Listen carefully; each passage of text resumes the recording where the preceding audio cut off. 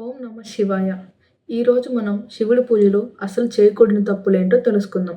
ప్రతి ఒక్కరూ ఆ పరమేశ్వరుడిని అంతరాత్మగా భావిస్తారు. హిందూ పురాణాల ప్రకారం సోమవారం రోజు శివుడికి అత్యంత ప్రీతికరమైన రోజు. ఈ రోజున శివునిని శివలింగ రూపంలో భక్తితో పూజిస్తే భక్తుల కోరికలు నెరవేరుతాయని విశ్వాసం ఉంది. శివుడు భక్తుల పట్ల త్వరగా అనుగ్రహం చూపే దేవుడు. కాబట్టి సోమవారం శివారాధన ఎంతో శ్రద్ధగా చేయాలి. శివ పూజ సమయంలో కొన్ని విషయాల్లో జాగ్రత్తలు తీసుకోవాలి. ముఖ్యంగా బిల్వపత్రం అంటే బిల్వ ఆకులు శివునికి ఎంతో ప్రీతికరమైనవి. ఆకులతో కలిసి ఉన్న బిల్వపత్రాన్ని శివునికి సమర్పిస్తే అది త్రిశూలానికి సంకేతంగా భావిస్తారు. బిల్వపత్రంతో శివార్చన చేయడం వల్ల జన్మ జన్మల పాపాలు తొలగుతాయని శాస్త్రాలు చెబుతున్నాయి. అయితే బిల్వపత్రాన్ని కోయడంలో కొన్ని నియమాలున్నాయి. సోమవారం, అమావాస్య, మకర సంక్రాంతి, పౌర్ణమి, అష్టమి, నవమి వంటి రోజుల్లో బిల్వపత్రాన్ని చెట్టు నుండి కోయకూడదు. ఆ సమయంలో ముందు రోజు కోసి శుభ్రంగా కడిగి తర్వాత శివునికి సమర్పించడం మంచిది. శివారాధనలో విభూది కూడా ముఖ్యమైనది.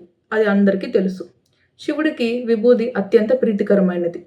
పూజా సమయంలో విభూదిని మాత్రమే ఉపయోగించడం శుభప్రదం. శివుడికి కుంకుమను సమర్పించడం సాధారణంగా చేయరు. శివలింగంపై అభిషేకం చేయడానికి పాలు, పెరుగు, తేనె వంటి పదార్థాలతో పంచామృతాభిషేకం చేయడం శుభ ఫలితాలను ఇస్తుంది. అభిషేకం చేసే సమయంలో రాగి లేదా మట్టి పాత్రలను ఉపయోగించడం మంచిదిగా భావిస్తారు. నైవేద్యంగా శివునికి పండ్లు సమర్పించాలి. శివార్చనలో కొన్ని పూలను మాత్రం ఉపయోగించకూడదు. ఉదాహరణకు సంపంగి పువ్వును శివ పూజలో వాడకూడదని శాస్త్రాలు చెబుతున్నాయి. శివారాధన సమయంలో తులసిని కూడా సమర్పించకూడదు. శివ పూజ ప్రారంభించే ముందు గంగాజలం లేదా స్వచ్ఛమైన నీటితో శివలింగంపై అభిషేకం చేయాలి. శివుడికి పూజించడానికి ఉత్తమమైన మంత్రం ఓం నమ శివాయ.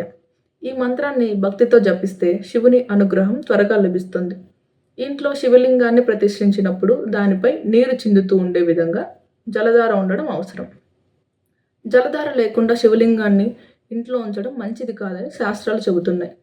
సోమవారం ఉపవాసం చేసి శివారాధన చేస్తే పరమేశ్వరుని కృప మరింతగా లభిస్తుంది. విభూతిని నుదుటిపై ధరించడం ద్వారా పాపాలు తొలగి శివానుగ్రహం పొందుతారని పురాణాల్లో పేర్కొనబడింది.